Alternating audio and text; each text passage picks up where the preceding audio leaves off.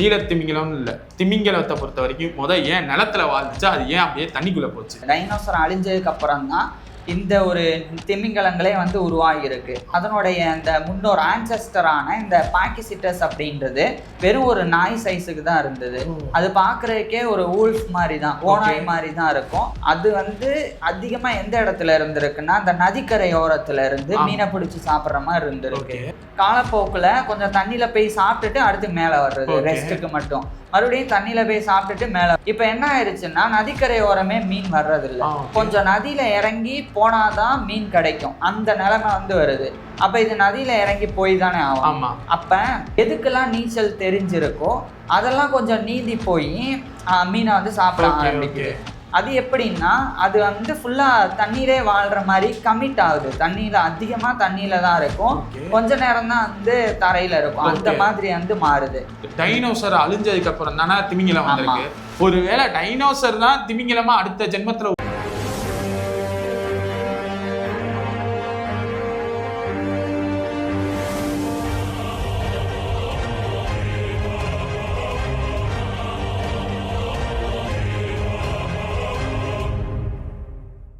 போன வீடியோவில் நீல திமிங்கலத்தோட ஹார்ட்டோட சைஸ் எவ்வளவு, அதோட பிளட் வெசலில் ஒரு மனிதரால் வாழ முடியுமா, இப்படிப்பட்ட பல கேள்விகளுக்கு அந்த வீடியோவில் ஆன்சர் சொல்லியிருந்தோம்.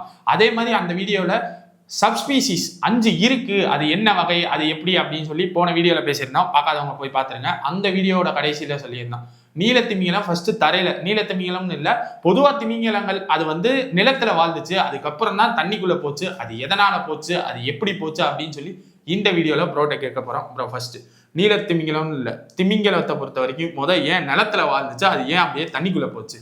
சுமார் 50 மில்லியன் ஆண்டுகளுக்கு முன்னாடி, அதாவது டைனோசர் அழிஞ்ச பிறகு.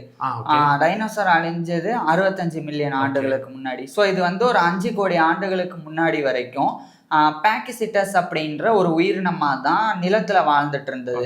அதுதான் வந்து ஆன்செஸ்டர். இந்த பாக்கிசிட்டஸ்ல இருந்து தான் திமிங்கலங்கள் வந்திருக்கு. குறிப்பா நீல திமிங்கலமா இருக்கட்டும், அதே மாதிரி இந்த இதுவா இருக்கட்டும் டால்ஃபின்களா, அதே மாதிரி கடல் பன்றிகள் இருக்குல்ல, அது வந்து இந்த பார்பைசஸ் அப்படின்னு. ஸோ இதெல்லாமே வந்து இதுல இருந்து தான் வந்து. ஒரே ஒரு டவுட், டைனோசர் அழிஞ்சதுக்கு அப்புறம் தானே திமிங்கலம் வந்திருக்கு. ஒருவேளை டைனோசர் தான் திமிங்கலமா அடுத்த ஜென்மத்துல உருவாயிருக்கா இல்லையா? நான் தான் சொல்ல வந்தேன்.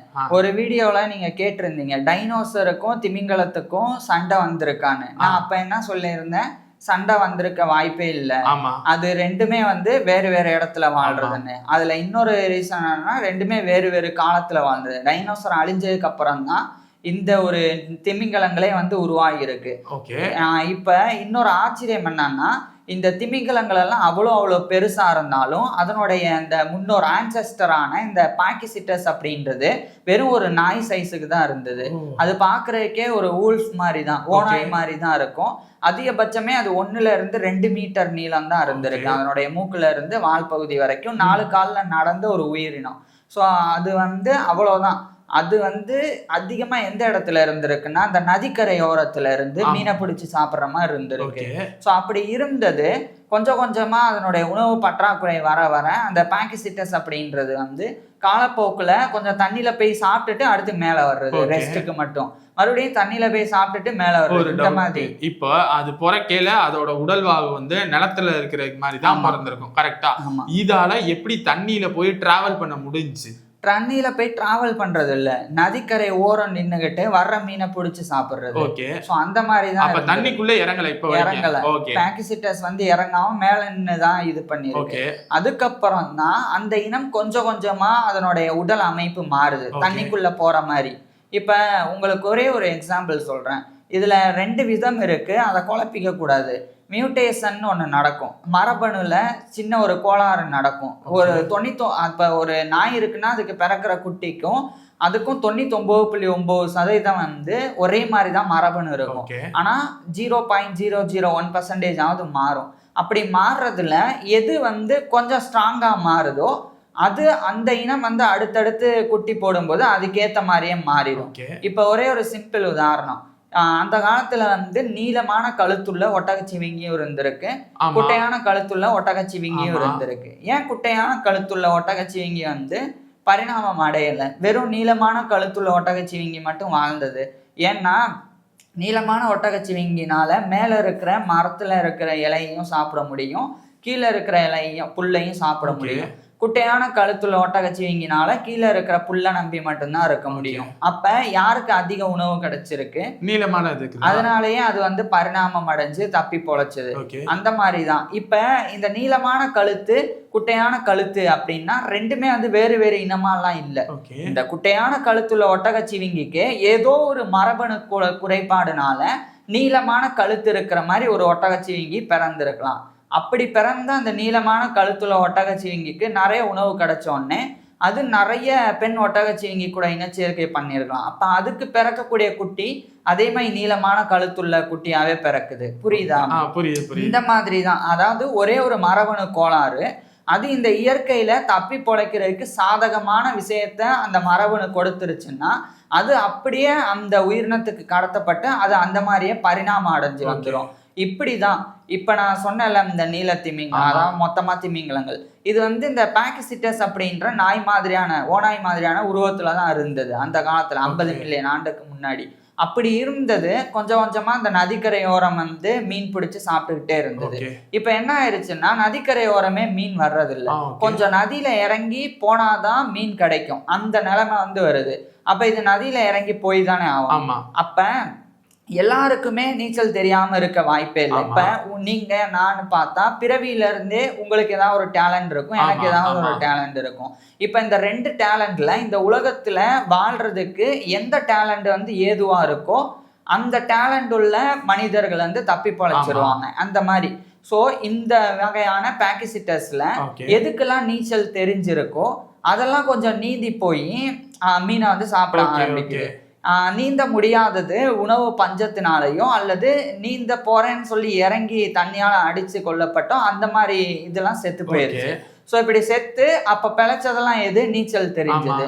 நான் இதை உதாரணத்துக்கு தான் சொல்றேன். அப்ப நீச்சல் தெரிஞ்சதெல்லாம் குட்டி போட்டா எந்த மாதிரி குட்டி பிறக்கும்? நீச்சல் தெரிஞ்ச மாதிரி தான் அதனுடைய ஜீன்லயே இருக்கும்.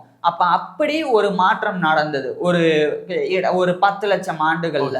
இந்த மாற்றம் தான் வந்து ஆம்பிளோசிட்டஸ் அப்படின்ற இன்னொரு உயிரினமா மாறுது. அதாவது பாக்கிசிட்டஸ் வந்து ஆம்பிளோசிட்டஸ் அப்படின்ற இன்னொரு தோற்றத்தை வந்து அடையுது. இந்த தோற்றம் எப்படின்னா அலிகேட்டர் முதலைகள் மாதிரி தான். இதனால தண்ணியிலையும் போக முடியும், அப்படியே வந்து நிலத்துக்கும் வர முடியும், தண்ணிக்குள்ளேயும். அந்த மாதிரி வந்து மாற ஆரம்பிக்குது. அங்கிருந்து ஒரு 20 லட்சம் ஆண்டுக்கு அப்புறம், இது வந்து அப்ப 49 மில்லியன் ஆண்டு, ஃபர்ஸ்ட் வந்து 50 மில்லியன் ஆண்டு பாக்கிசிட்டஸ் இருந்தது. 10 லட்சம் ஆண்டு கழிச்சு 49 மில்லியன், அதாவது 4,90,00,000 அந்த ஆண்டுல வந்து நான் சொன்னேன்ல ஆம்பிளோசிட்டஸ் இது. அதுக்கப்புறம் இன்னொரு 20 லட்சம் ஆண்டு கழிச்சு, அதாவது 4,70,00,000 ஆண்டுகளுக்கு முன்னாடி, அப்ப எந்த மாதிரி மாறுதுன்னா கொஞ்சம் கொஞ்சமா ரோடோசிட்டஸ் அப்படின்ற உயிரினமா வந்து பரிணாமம் அடையுது. அது எப்படின்னா அது வந்து ஃபுல்லா தண்ணீரே வாழ்ற மாதிரி கமிட் ஆகுது. தண்ணியில அதிகமா தண்ணியில தான் இருக்கும், கொஞ்ச நேரம் தான் வந்து தரையில இருக்கும், அந்த மாதிரி வந்து மாறுது. இதுக்கப்புறம் அங்கிருந்து கிட்டத்தட்ட ஒரு 70 லட்சம் வருஷம் ஆகுது. கொஞ்சம் கொஞ்சமா அது வந்து முழுசா தண்ணியில வாழ்ந்தாதான் உணவே அப்படின்ற நிலை வருது. அது வந்து ஒரு 4 கோடி வருஷத்துக்கு முன்னாடியில இருந்து 3.40 லட்சம், அதாவது 3,40,00,000 ஆண்டு முன்னாடி வரைக்கும் இந்த இடைப்பட்ட காலகட்டத்துக்குள்ள இது 2ஆ மாறுது. ஒண்ணு வந்து பேசிலோசிட்டஸ் அப்படின்னு பேசிலோசரஸ் அப்படின்னு, இன்னொன்னு வந்து டோர்டான் அப்படின்னு. இந்த 2 இனமுமே முழுக்க முழுக்க இப்ப தண்ணியில தான் வாழும், அந்த மாதிரி வந்து மாறிடுச்சு. ஆனா இப்ப நான் 5 சொல்லியிருந்தேன், பாக்கிசிட்டஸ், ஆம்பிளோசிட்டஸ், ரோடோசிட்டஸ், அதே மாதிரி இந்த பேசிலோசரஸ், அதுக்கப்புறம் டோர்டான். இது எல்லாமே வந்து கொஞ்சம் கொஞ்சமா பரிணாமம் அடைஞ்சு வந்தது. இப்படியெல்லாம் வந்துருச்சுல்ல. இப்படி வந்ததுதான் தண்ணிக்குள்ள வாழ ஆரம்பிச்சு அப்படியே அது கடலுக்குள்ள போகுது. முழுசா அதனுடைய கால் பகுதியெல்லாம் இருக்குல்ல, இந்த கடைசி இனங்களுக்கு கால் எல்லாமே துடுப்பா மாறுது, பின்னங்கால்கள் வந்து வாளா மாறுது. ஸோ இந்த மாதிரி மாற மாற என்ன நடக்குது, அவங்க ஃபுல்லா வந்து கடல்ல வாழ்ற மாதிரி மாற ஆரம்பிக்கிறாங்க. அதுல எது வந்து அதிகமா இறால்களை சாப்பிட்டு வாழ ஆரம்பிக்குதோ அந்த இனம் வந்து, ஏன்னா இப்ப உங்களுக்கு எனக்குமே டேஸ்ட் டிஃபரெண்ட், எனக்கு இதுதான் பிடிக்கும், உங்களுக்கு அதுதான்.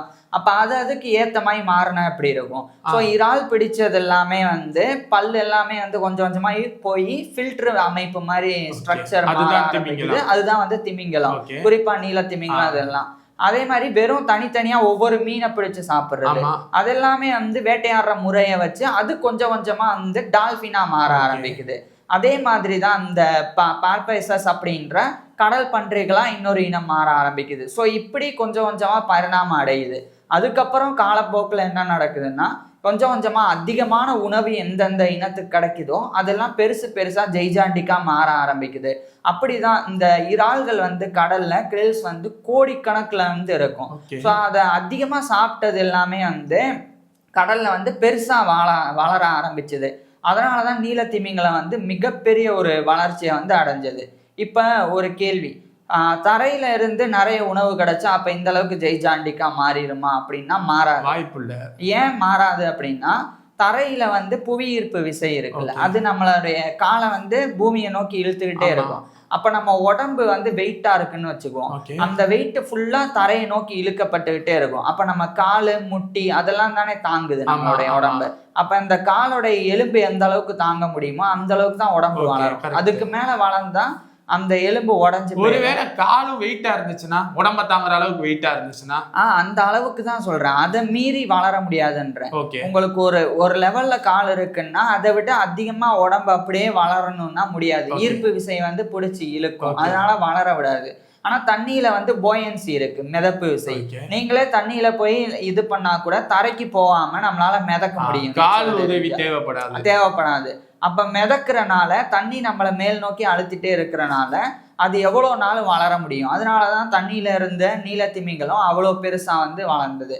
ஸோ இப்படிதான் இந்த நீலத்திமிங்கலங்களா இருக்கட்டும், மற்ற திமிங்கலங்கள், டால்பின்கள், கடல் பன்றிகள் இதெல்லாமே வந்து நிலத்துல இருந்து கடலுக்கு போய் இந்த மாதிரி பரிணாமம் அடைஞ்சு இன்னைக்கு நம்ம பார்க்கக்கூடிய ஒட்டுமொத்த உயிரினங்களா வந்து மாறி இருக்கு.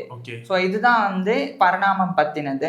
இந்த வீடியோல கேள்வியே கேட்கல, ஏன்னா கேள்வி கேட்கறதுக்கு எதுவுமே இல்லை, எல்லாமே ஒரு மாதிரி தெரிஞ்சிருச்சு இப்படித்தான் இருக்க போகுது அப்படின்னு சொல்லிட்டு. இந்த வீடியோக்கு அப்புறம் என்ன பேச போறோம் அடுத்த வீடியோ? இந்த வீடியோக்கு அப்புறம் இன்னொரு புதுசா திமிங்கலத்திலே ஒரு வகை இருக்கு, நார்வேல் வேல் அப்படின்னு. அஞ்ச தவிர்த்து வேறையா? ஆமா, இது வந்து சப்ஸ்பீசிஸ் தான். ப்ளூ வேல்லையே சப்ஸ்பீசிஸ், ப்ளூ வேல் மாதிரியே ஒரு தனி ஸ்பீசிஸ், அதுதான் நார்வேல் அப்படின்றது. இந்த நார்வால் வேல் அப்படின்னா என்னன்னா, அதுக்கு ஒரு பல்லு இருக்கும், கொம்பு மாதிரி. எல்லாத்தையும் இங்கே உடச்சா இல்ல, அது மட்டுமே வந்து அவ்வளவு நீளமா ஒரு 10 அடி வரைக்கும். அதை சொல்லக்கூடாதுங்க, அடுத்த வீடியோல தாங்க சொல்லணும். அப்ப நான் இதை சொல்றேன்னா இதை விட சுவாரஸ்யம் அதுல இருக்கு. ஓ அப்படி கொஸ்டின் பேப்பரை லீக் பண்றோம்னா அப்படியாச்சும் பாப்போம். சரி ஓகே பாப்போம் எல்லாம். ஓகே, அடுத்த வீடியோல அந்த ஸ்பீசிஸ் என்ன அப்படின்னு சொல்லி பார்ப்போம். இந்த வீடியோல எனக்கு கேள்வி இல்லை, உங்களுக்கு கேள்வி இருந்துச்சுன்னா கீழே கமெண்ட்ல சொல்லுங்க. அடுத்த வீடியோல வந்து பார்ப்போம்.